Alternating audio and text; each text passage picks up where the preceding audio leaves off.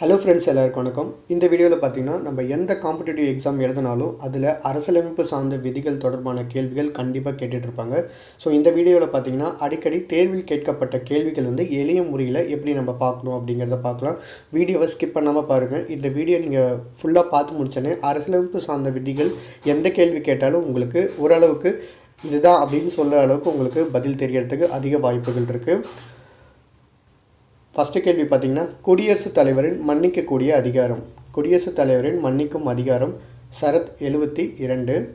இதே ஆளுநராக இருந்தாங்க அப்படின்னா ஆளுநரோட மன்னிக்கும் அதிகாரம் 161. ஸோ இந்த ரெண்டுக்கும் காமனாக என்ன அப்படின்னு பார்த்தீங்கன்னா 72. ஸோ 2ல் 1 கழிச்சிங்க அப்படின்னா 1, 7ல் 1 கழிச்சிங்கன்னா 6. ஸோ இது க்ளூ மாதிரி ஞாபகம் வச்சுங்க. ஸோ குடியரசுத் தலைவர் மன்னிக்க அதிகாரம் 72 அப்படின்னா ஆளுநருக்கு 161. இந்திய தலைமை வழக்கறிஞர் அதாவது அட்டார்னி ஜெனரல் அவரை பற்றின சரத்து 76. ஸோ அப்போ அட்வொகேட் ஜெனரல் என்னவாக இருக்கும் நீங்களே யோசிச்சு பாருங்கள். போன சொன்ன க்ளூ படி பார்த்திங்கன்னா மாநில தலைமை வழக்கறிஞரை பற்றி சொல்லக்கூடியது 165. அதாவது 6ல் 1 கழிச்சிங்கன்னா 5, 7ல் 1 கழிச்சிங்கன்னா 6. ஸோ 165 மாநில தலைமை வழக்கறிஞரை பற்றியது. அடுத்து குடியரசுத் தலைவரின் சிறப்பு உரை. அதாவது ஒரு பாராளுமன்றம் கூடும்போது முதல் கூட்டத்தொடரில் குடியரசுத் தலைவர் தான் பேசுவார். ஸோ அதை பற்றி சொல்லக்கூடிய ஆர்டிக்கல் 87. இதே மாநிலத்தில் ஆளுநரோட சிறப்புரை பற்றி சொல்லக்கூடியது 176. குடியரசுத் தலைவரோட சிறப்புரை 87, ஆளுநரோடையது 176. நாடாளுமன்றத்தில் இரு அவைகளையும் கூட்டும் கலைக்கும் அதிகாரம் குடியரசுத் தலைவரிடம் இருக்குது. யாரிடம் இருக்குது அப்படின்னு கேட்கறதுக்கு வாய்ப்புகள் இருக்குது. குடியரசுத் தலைவரிடம். அதை பற்றி சொல்லக்கூடிய ஆர்டிக்கல் 85. ஒரு நாடாளுமன்றத்தோட அவையை கூட்டுறதுக்கு கலைக்கிறதுக்கான அதிகாரம் குடியரசுத் தலைவர்கிட்ட இருக்குது. அதை பற்றி சொல்லக்கூடிய ஆர்டிக்கல் 85. இதே ஆளுநராக இருந்தால் என்ன இருக்கும் ஒன்று மைனஸ் பண்ணி பாருங்கள். ஆளுநர்கிட்ட இருக்கிறது 174. உச்சநீதிமன்றத்தின் நீதி பேராணை. இது பார்த்திங்கன்னா லாஸ்ட் குரூப் 4லேயே கேட்டிருந்தாங்க. இது அடிக்கடி கேட்கக்கூடிய கேள்வி. 32. இதே உயர் நீதிமன்றமாக இருந்தது அப்படின்னா ஆர்டிக்கல் 226. உச்சநீதிமன்றத்தோட நீதி பேராணை 32, உயர் நீதிமன்றத்தோட நீதி பேராணை 226. மத்திய ஆண்டு நிதிநிலை அறிக்கை பட்ஜெட், அதாவது சென்ட்ரல் கவர்மெண்ட்டோடது மத்திய பட்ஜெட் பார்த்திங்கன்னா 112. இதே மாநில ஆண்டு நிதிநிலை அறிக்கை பட்ஜெட் பார்த்திங்கன்னா அதோட சரத்து 202. அங்கே 112, கீழே மாநிலத்தில் 202. மத்திய அரசின் பண மசோதாவிற்கான வரையறை மணி பில் அப்படின்னு சொல்லுவாங்க. ஸோ அதோட டெஃபினிஷன் 110 சொல்லியிருக்காங்க. இதே மாநில அரசோட பண மசோதாவோட வரையறை பார்த்திங்கன்னா 199. அமைச்சரவை குடியரசுத் தலைவருக்கு உதவியும் ஆலோசனையும் அளிக்க வேண்டும். அமைச்சரவை குடியரசுத் தலைவருக்கு உதவியும் ஆலோசனையும் வழங்கணும் அப்படின்னு சொல்லக்கூடிய சரத்து 74. இதே ஆளுநருக்கு பார்த்திங்கன்னா 163. பிரதமருக்கான கடமை. பிரதமருக்கான கடமையை பற்றி சொல்லக்கூடியது சரத்து 78. அங்கே பிரதமர் அப்படின்னா இங்கே முதலமைச்சர். முதலமைச்சர் பார்த்திங்கன்னா அந்த 8லேருந்து 1 கழிங்க, 7லேருந்து 1 கழிங்க. அப்போ சரத்து பார்த்திங்கன்னா 167. பிரதமருக்கானது 78, முதலமைச்சருக்கானது கடமை பற்றி சொல்லக்கூடியது 167. பஞ்சாயத்து அமைப்புகளின் இடஒதுக்கீடு பற்றியது. பெண்களுக்கான இடஒதுக்கீடு சொல்கிறாங்க பார்த்திங்களா. பஞ்சாயத்து அமைப்பில் பெண்களுக்கான இடஒதுக்கீடு பற்றி சொல்லக்கூடியது 243 டி. இதே நகராட்சி அமைப்பாக இருந்ததுன்னா டி. அவ்வளோதான். அங்கே டி, இங்கே டி. நகராட்சி அமைப்புக்கு டி. பஞ்சாயத்து அமைப்புகளின் பதவிக்காலம். ஸோ 5 இயர்ஸ்ன்னு சொல்லுவோம் பார்த்திங்களா. பஞ்சாயத்து ராஜ் அமைப்புகளின் பதவிக்காலம் பற்றி சொல்லக்கூடியது 243 இ. இதே நகராட்சி அமைப்பாக இருந்ததுன்னா அதோட பதவிக்காலம் 243 யூ. பஞ்சாயத்து அமைப்புகளின் தேர்தல் முறை. பஞ்சாயத்து ராஜ்களின் தேர்தல் முறை பற்றி சொல்லக்கூடியது 243 கே. இதே நகராட்சி அமைப்பாக இருந்தது அப்படின்னா 243 சட்டி. ஸோ ரெண்டுக்கும் காமனாக பொருந்தக்கூடியது என்ன அப்படிங்கிறத ஞாபகம் வச்சுருக்கேன். ஸோ ஒன்று நீங்கள் ஞாபகம் வச்சுருந்தீங்க அப்படின்னா அதுக்கு ஈக்குவலாக ஓகே இதுதான் வரும் அப்படின்னு உங்களுக்கு ஒரு கெஸ் கிடைக்கும். இல்லை ஆப்ஷனில் டெலிட் பண்ணுறதுக்கும் உங்களுக்கு யூஸ் ஆகும். குடியரசுத் தலைவரின் அவசர சட்டங்கள் பிறப்பிக்கும் அதிகாரம். அவசர சட்டங்கள் பிறப்பிக்கும் அதிகாரம் 1, 2, 3. அவசர சட்டம் அப்படின்னா 1, 2, 3 ஞாபகம் வச்சுங்க. இதே ஆளுநர் அப்படின்னா அப்படியே அந்த 2 முன்னாடி எடுத்து போட்டுங்க 2, 1, 3 அப்படின்னு. குடியரசுத் தலைவரோட அவசர சட்டம் 1, 2, 3. ஆளுநர் கேட்டாங்கன்னா அந்த 2 எடுத்து முன்னாடி போட்டிங்க அப்படின்னா 2, 1, 3. குடியரசுத் தலைவருக்கு உச்சநீதிமன்றம் ஆலோசனை வழங்கும் அதிகாரம். 143. டெல்லிக்கு தேசிய தலைநகர் சிறப்பு அந்தஸ்தை பற்றி கூறக்கூடியது சரத்து 239 ஏ. டெல்லிக்கான சிறப்பு அந்தஸ்து தேசிய தலைநகர் அப்படின்னு சொல்லக்கூடியது 239 ஏ. ஒவ்வொரு மாநிலத்திற்கும் உயர்நீதிமன்றம் அமைக்கப்பட வேண்டும் அப்படின்னு சொல்லக்கூடிய ஆர்டிக்கல். ஒவ்வொரு மாநிலத்திற்கும் ஒரு உயர்நீதிமன்றம் அமைக்க வேண்டும் அப்படின்னு சொல்லக்கூடிய ஆர்டிக்கல் 214. இதே சில மாநிலத்தில் பார்த்திங்கன்னா 2 அல்லது மேற்பட்ட மாநிலங்களுக்கு ஒரு பொதுவான நீதிமன்றமும் இருக்கும். ஸோ அதை பற்றி சொல்லக்கூடிய ஆர்டிக்கல் சரத்து 231. தேசிய நெருக்கடி நிலை. தேசிய நெருக்கடி நிலை பார்த்திங்கன்னா சரத்து 352. அடுத்தது மாநில நெருக்கடி நிலை, இது 356. நிதி நெருக்கடி நிலை 360. ஸோ இப்போ எடுத்திருக்க எல்லா கேள்வியும் பார்த்திங்கன்னா டிஎன்பிசியில் இல்லை டிஎன்யூஎஸ்ஆர்பியில் எஸ்எஸ்சியில் எல்லா இடத்துலையுமே கேட்க கேள்விகள் தான் வந்து நான் தொகுத்து கொடுத்துருக்கேன். ஸோ இது எல்லாமே ஆர்டராக இருக்குது. நீங்கள் நல்லா ரிவிஷன் பண்ணுறதுக்கு இந்த வீடியோ உங்களுக்கு ரொம்ப யூஸ்ஃபுல்லாக இருக்கும். அடுத்து பார்த்திங்கன்னா பட்டியல் இனத்தவருக்கான தேசிய ஆணையம். பட்டியல் இனத்தவருக்கான தேசிய ஆணையம் சரத்து 338. அடுத்து பார்த்திங்கன்னா பழங்குடியினர் பட்டியல் ஃபஸ்ட்டு சொல்லியிருக்காங்க. அதுக்கப்புறம் பழங்குடியினருக்கான தேசிய ஆணையம் 338 ஏ. அடுத்து பிற்படுத்தப்பட்டோருக்கான தேசிய ஆணையம் 338 பி.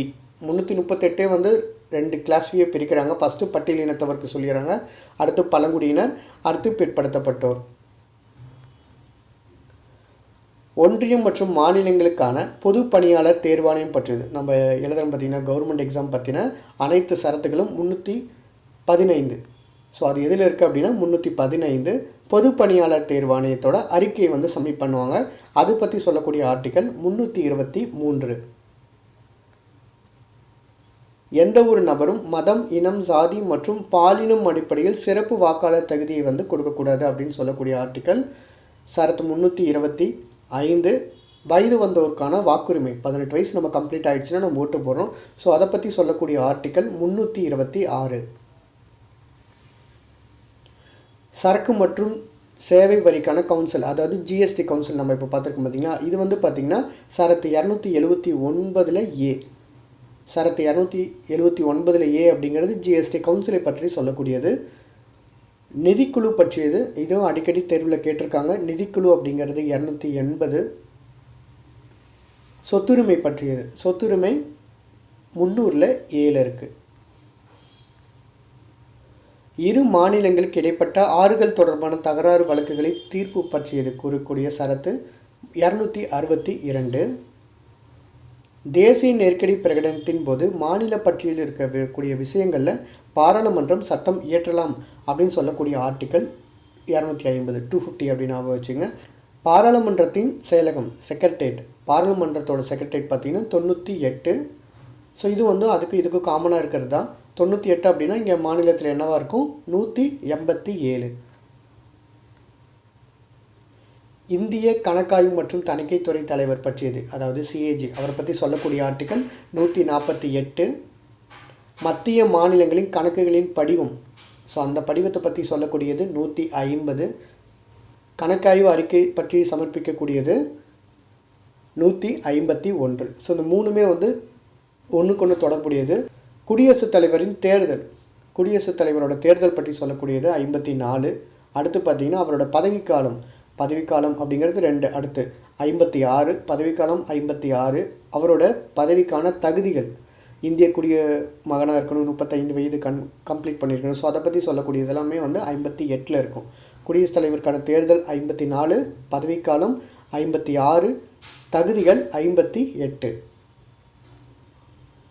அடுத்து அடிப்படை கடமையை பற்றி சொல்லக்கூடிய சரத்து. அடிப்படை கடமை வந்து பார்த்திங்கன்னா 51 ஏல இருக்குது. அடுத்து 6 முதல் 14 வயது வரை குழந்தைகளுக்கு கல்வி வாய்ப்பினை ஏற்படுத்தி கொடுக்க வேண்டும். 6 முதல் 14 வயது இருக்க எல்லா குழந்தைகளுக்கும் கல்வி வாய்ப்பை ஏற்படுத்தி கொடுக்கணும் அப்படின்னு சொல்லக்கூடியது 51 ஏல கே. சட்டத்தின் முன் அனைவரும் சமம் அப்படிங்கிறது ஆர்டிக்கல் 14. மதம், இனம், சாதி, பாலினம் மற்றும் பிறப்பிடம் ஆகியவற்றின் அடிப்படையில் பாகுபடுவதை தடை செய்யணும் அப்படின்னு சொல்லக்கூடிய ஆர்டிக்கல் 15. பொது வேலைவாய்ப்புகளில் சம வாய்ப்பு, பொது வேலைவாய்ப்புகளில் சம வாய்ப்பு எல்லாருமே நம்ம வந்து எக்ஸாம் எழுதலாம் அப்படின்னு சொல்லக்கூடிய ஆர்டிக்கல் 16. தீண்டாமை ஒழித்தல் ஆர்டிக்கல் 17. பட்டங்களை ஒழித்தல் ஆர்டிகல் 18. தீண்டாமை 17, பட்டங்கள் ஒழித்தல் 18. சுதந்திர உரிமை பற்றி கூறக்கூடிய சரத்து 19. இதில் மொத்தம் 6 சுதந்திர உரிமை இருக்குது. இது தேர்வில் பொறுத்துக்களை கேட்டிருந்தாங்க. ஸோ அதுக்காக எடுத்திருந்தேன். காமனாக மொதல் 3 தெரிஞ்சுங்க, அடுத்த 3 நம்ம தெரிஞ்சுக்கலாம். ஃபஸ்ட்டு பார்த்திங்கன்னா பேச்சுரிமை. நம்மளோட பேச்சுக்கு எந்த இடத்துலையும் யாரும் தடை சொல்ல முடியாது. அது 19 1 அடுத்து ஆயுதம் இல்லாமல் நம்ம கூடலாம் அப்படின்னு சொல்லக்கூடியது 19 1 B. சங்கங்கள் கூட்டுறவு அமைப்புகள் அமைப்பதற்கு நமக்கு உரிமை இருக்குது. ஸோ அது ஆர்டிகல் 19 1 C. பேச்சுரிமை ஃபஸ்ட்டு, அடுத்து ஆயுதம் இல்லாமல் கூடலாம், அடுத்து சங்கங்கள் அமைக்கலாம் அப்படின்னு சொல்லக்கூடியது ABC. அடுத்தது ஸோ டி பார்த்திங்கன்னா நம்ம இந்தியாவில் எங்கே வேணால் போகலாம், யார்கிட்டையும் நம்ம பர்மிஷன் கேட்கணுன்னு இல்லை. ஸோ அது பற்றி சொல்லக்கூடியது டி. அடுத்து எந்த பகுதியிலையும் நம்ம வசிக்கலாம். அடுத்து ஜி பார்த்திங்கன்னா விரும்பிய தொழில் பண்ணலாம். இந்தியாவுக்கு எந்த இடத்துக்கு வேணால் போகலாம், எங்கே வேணால் வசிக்கலாம், அடுத்து நம்ம விரும்பிய தொழில் பண்ணலாம். ஸோ இதுதான் அந்த சுதந்திர உரிமை 19 6 இருக்குது. அந்த 6 வரிசையாக பார்த்து வச்சுங்க. இது பொறுத்துக்களை கேட்கறதுக்கு அதிக வாய்ப்புகள் இருக்குது. குற்றம் சாட்டப்பட்டவருக்கான உரிமை மற்றும் தண்டனையிலிருந்து பாதுகாப்பு பெறும் உரிமை சரத்து 20. வாழ்க்கை மற்றும் தனிப்பட்ட சுதந்திரக்கான பாதுகாப்பு பெறும் உரிமை. ஸோ இது அடிக்கடி தேர்வில் கேட்டிருக்காங்க. சரத்து 21. வாழ்க்கை மற்றும் தனிப்பட்ட சுதந்திரத்திற்கான பாதுகாப்பு பெறும் உரிமை 21. அடுத்து தொடக்க கல்வி பெறும் உரிமை. தொடக்க கல்வி பெறும் உரிமை சரத்து 21 இது ரொம்ப ரொம்ப முக்கியமானது. அடுத்து கைது செய்தல் மற்றும் சிறை வைத்தலுக்கு எதிரான பாதுகாப்பு உரிமை. கைது செய்தல் மற்றும் சிறை வைத்தலுக்கு எதிரான பாதுகாப்பு உரிமை பார்த்திங்கன்னா சரத்து 22. அதாவது கைது பண்ணால் 24 மணி நேரத்தில் கோர்ட்டில் ப்ரொடியூஸ் பண்ணோம். ஸோ அந்த மாதிரி சொல்லக்கூடிய ஆர்டிக்கல்லாம் 22. கட்டாய வேலை, கொத்தடிமை முறை மற்றும் மனித தன்மையற்ற வியாபாரத்தை தடுத்தல் சரத்து 23. அடுத்து 14 வயதுக்குட்பட்ட குழந்தைகள் தொழிற்சாலையிலோ இல்லை சுரங்கம் மற்றும் அபாயகரமான பாதுகாப்பற்ற பணியில் ஈடுபடுத்தக்கூடாது அப்படின்னு சொல்லக்கூடியது 24. 14 வயதுக்குட்பட்டாங்க 14 அப்படின்னா இங்கே 24 அப்படின்னு ஆபச்சுங்க. அடுத்து எந்த ஒரு சமயத்தினையும் ஏற்கவும் பின்பற்றவும் பரப்பவும் நமக்கு உரிமை உண்டு அப்படின்னு சொல்லக்கூடியது சரத்து 25. ஸோ அதுக்காக எந்த மதத்தையும் பரப்புவதற்காக வரி செலுத்துவதற்கான எதிரான சுதந்திர உரிமை அதை பற்றி சொல்லக்கூடியது 27. அதாவது எந்த மதத்தையும் பரப்புவதற்கு வரி செலுத்துவதற்கு எதிரான சுதந்திர உரிமை பற்றி சொல்லக்கூடியது 27. சிறுபான்மையர் எழுத்து, மொழி மற்றும் கலாச்சார பாதுகாப்பு பற்றி சொல்லக்கூடியது சிறுபான்மையரோடது அது 29. மற்றும் சிறுபான்மையர் கல்வி நிறுவனங்களை நிறுவுதல் மற்றும் நிர்வகிக்கும் உரிமை சரத்து 30. ஸோ சிறுபான்மையர் கேள்வி வரும்போது நீங்கள் 29 30 இந்த ரெண்டும் நீங்கள் ஞாபகம் வச்சுக்கணும். அதில் எழுத்து, மொழி, கலாச்சாரம் அவங்கள பற்றி பாதுகாக்கக்கூடியது 29. ஸோ அவங்க கல்வி நிறுவனங்களை நிறுவுதல் மற்றும் நிர்வகிக்கும் உரிமை 30. ஆண் பெண் இருபாலருக்கும் சம ஊதியத்தை பற்றி சொல்லக்கூடியது 39. கிராம பஞ்சாயத்துகளை ஏற்படுத்துது சரத்து 40. குழந்தைகள் சுதந்திரமாகவும் உடல் ஆரோக்கியத்துடனும் வாழ வழிவகை செய்யும் உரிமை. குழந்தைகள் சுதந்திரமாகவும் உடல் ஆரோக்கியத்துடனும் வாழ வழிவகை செய்யும் உரிமை சரத் 39 இதே பார்த்திங்கன்னா இதே மாதிரி ஒன்று இருக்கும். குழந்தைகளின் ஆரோக்கியம் மற்றும் சுரண்டலில் இருந்து பாதுகாக்கணும். குழந்தைகளோட ஆரோக்கியம் மற்றும் அவங்களோட சுரண்டலில் இருந்து பாதுகாக்கக்கூடிய சரத்து 39 F. அடுத்து கால்நடை வளர்ப்பு மற்றும் பசுவதை தடுப்பு பற்றி கூறக்கூடியது சரத்து 48. நினைவு சின்னங்கள் மற்றும் தேசிய முக்கியத்துவம் வாய்ந்த கலாச்சார இடங்களை பாதுகாக்கணும் அப்படின்னு சொல்லக்கூடியது சரத்து 49. அடுத்து நிர்வாகத்தில் இருந்து நீதித்துறையை பிரிக்கிறாங்க. ஸோ அது சொல்லக்கூடிய ஆர்டிகல் 50. ஸோ 50 ஞாபகம் வச்சுங்க. நிர்வாகத்திலிருந்து நீதித்துறையை பிரிக்கிறது சரத்து 50. சர்வதேச அமைதி மற்றும் பாதுகாப்பினை மேம்படுத்துதல் அப்படின்னு சொல்லக்கூடியது 51. சர்வதேச அமைதி மற்றும் பாதுகாப்பினை மேம்படுத்துதல் சரத்து 51. ஸோ அடுத்து பார்த்திங்கன்னா முக்கியமான பகுதிகள் பார்க்கலாம். இது தேர்வில் அடிக்கடி கேட்கப்பட்டது. குடியுரிமை பற்றி சொல்லக்கூடிய பகுதி 2 அது சரத்து 5லேருந்து 11 வரை இருக்குது. பகுதி 3 இருக்குது அது 12லேருந்து 35 வரை சொல்லக்கூடிய சரத்து அடிப்படை உரிமையை பற்றியது. அடுத்து அரசுக்கு வழிகாட்டும் நெறிமுறை கோட்பாடுகள் அது பகுதி 4 அதை பற்றி சொல்லக்கூடிய ஆர்டிக்கல் 36லேருந்து 51 வரை. அடுத்து அடிப்படை கடமை. அடிப்படை கடமைனா பகுதி 4 இருக்குது அதை பற்றி சொல்லக்கூடிய ஆர்டிக்கல் 51 அடுத்து மத்திய அரசு. மத்திய அரசு பற்றி சொல்லக்கூடிய பகுதி 5 சரத்து பார்த்திங்கன்னா 52லேருந்து 151 வரைக்கும் இருக்குது. அடுத்து மாநில அரசு, ஸ்டேட் கவர்மெண்ட் வந்து பகுதி 6ல் இருக்குது. அதை பற்றி சொல்லக்கூடிய சரத்து 152லிருந்து 238 வரை. அடுத்து ஊராட்சி அமைப்புகள் வந்து பகுதி 9ல் இருக்குது. சரத்து 243லிருந்து அதுலேயே வந்து பார்த்திங்கன்னா 243ல் ABCDன்னு இருக்கும். O வரைக்கும் இருக்கக்கூடியது ஊராட்சி அமைப்புகளை பற்றி சொல்லக்கூடியது. அடுத்து நகராட்சி அமைப்பு பகுதி 9ல் 7 இருக்குது. அந்த O வரைக்கும் ஊராட்சி அமைப்பு முடிஞ்சிடும். அடுத்தது Pலேருந்து ஸ்டார்ட் ஆகுது நகராட்சி அமைப்புகள். 243ல் Pலேருந்து 243ல் Zல Z. அடுத்து கூட்டுறவு அமைப்புகள், அதுவும் அதே தான். ஊராட்சி, அடுத்து நகராட்சி, அடுத்து கூட்டுறவு அமைப்பு, இதெல்லாமே 9ல் தான் இருக்குது. இது வந்து 9Bயில் இருக்குது. 243ல் ZH முதல் 243 ZT வரை. மத்திய மாநில அரசுகளுக்கு இடைப்பட்ட உறவுகள். ஸோ ஒன்று ஞாபகம் வச்சுங்க, 2 அப்படின்னு. பகுதி 11 வந்து பார்த்திங்கன்னா மத்திய மாநில அரசுகள் பற்றிய உறவுகள் பற்றி சொல்லக்கூடியது. 245லிருந்து 263 வரை. அடுத்து மத்திய மற்றும் மாநில அரசுகளுக்கு இடையேயான பணிகள், இதை பற்றி சொல்லக்கூடிய ஆர்டிகல் 14 சரத்து 308லிருந்து 323 வரை. மத்திய மாநில அரசுகளுக்கான UPSC, TNPSC இதெல்லாமே வந்து பார்த்திங்கன்னா ஆர்டிகல் 14க்குள்ளே தான் இருப்பாங்க. தேர்தல் எலெக்ஷனை பற்றி சொல்லக்கூடியது பகுதி 15 324லிருந்து 329 வரை.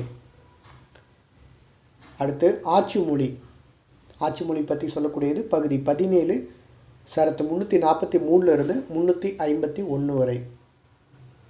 அடுத்து நெருக்கடி நிலை பிரகடனம். ஸோ அதை பற்றி சொல்லக்கூடிய பகுதி 18 சரத்து 352லிருந்து 360 வரை.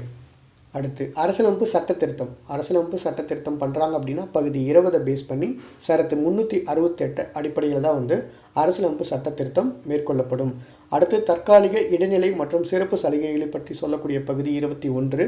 இது 369லிருந்து 392. இது என்ன அப்படிங்கிறது உங்களுக்கு நான் சொல்கிறேன். ஸோ தற்காலிக இடைநிலை சிறப்பு சலுகைனா என்ன அப்படின்னா, ஜம்மு காஷ்மீர் சிறப்பு அந்தஸ்து கொடுத்துருந்தாங்க பார்த்தீங்கன்னா, அது வந்து பகுதி 21ல் தான் இருக்குது.